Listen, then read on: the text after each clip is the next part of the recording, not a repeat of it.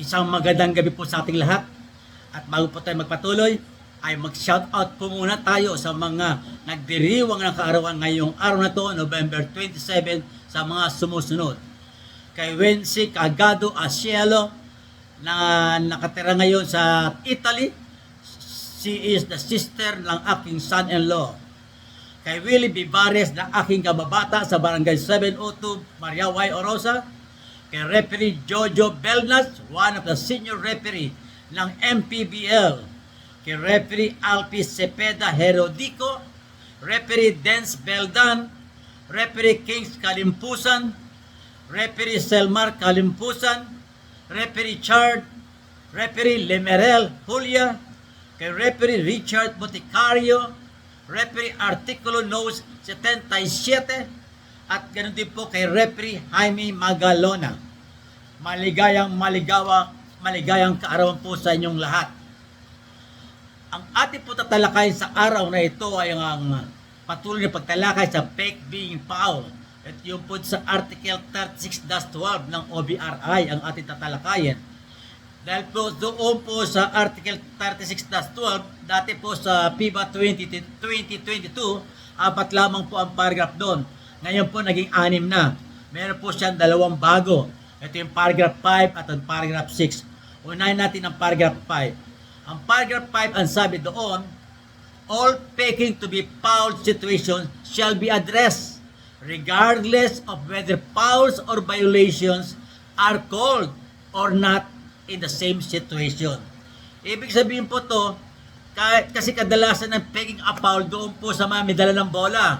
Yung A1 may dalang bola, binabanta siya, doon madalas nagkaroon ng faking a foul. Pero sabi po sa paragraph 5, kahit po sa situation na malayo sa bola, o yung ball out, yung away from the ball, pwede magkaroon ng faking a foul. Kunyari, nagkabanta yung A5 sa B5, nagka-artihan. Pwede po tayo tumawag ng faking a foul. Okay? Ano naman po sa paragraph 6? Ito, paragraph 6, maganda po ito. Sa paragraph 6, a player may be charged with both a foul and a fake warning on any play. Or the player who is fouled may also be charged with a fake a foul warning. Okay? Ito po, ibig sabihin dito, pwedeng matawag ng faking a foul doon yung depensa at yung opensa.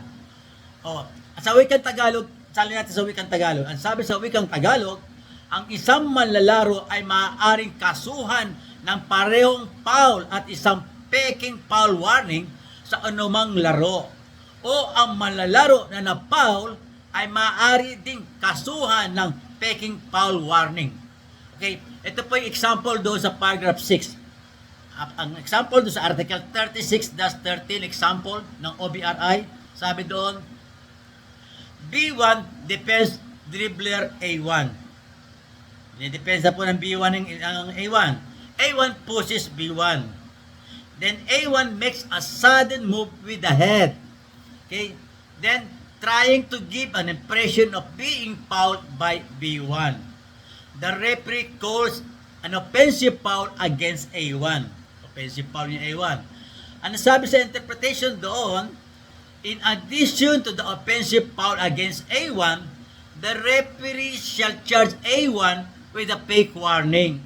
Charge din po siya if the team's first fake warning, or a technical foul if the team's second fake warning. So, umarte ho siya, offensive foul ang tawag niya, umarte pa rin siya. Kung first pa lang niya ng team niya, charge siya faking a foul. Pero pag pangalawa, meron na siyang, ang team na yon ay meron ng fake warning at a technical foul kagad si A1. Okay? At pag example, dun sa Article 36-14, example OBRI, sabi sa sitwasyon, B1 defends dribbler A1. B1 pushes A1. A1 makes a sudden move with the head, trying to give an impression of being fouled by B1. The referee calls a defensive foul against B1. Okay? Ang interpretation po ng FIBA, sabi doon, in addition to the defensive foul against B1, the referee shall charge A1 with a fake warning.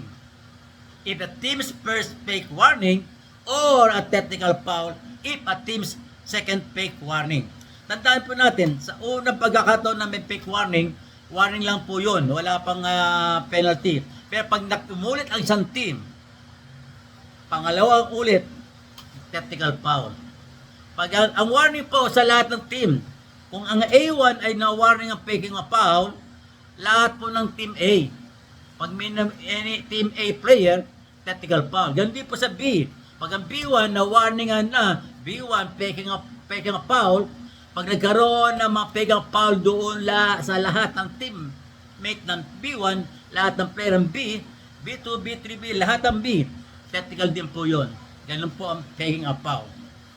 Yan po ang ating maikling aralin sa gabing ito at naway naunawaan natin ang mapeking a foul dahil meron pa po tayong susunod na sitwasyon na pag-aaralan after this. Muli, maraming salamat po at huwag po natin kalimutang mag-like, mag-share, mag-follow at mag-subscribe sa aking YouTube channel. Ito po yung abang lingkod, former FIBA referee Eto Camarongan. Hanggang sa muli. Bye-bye!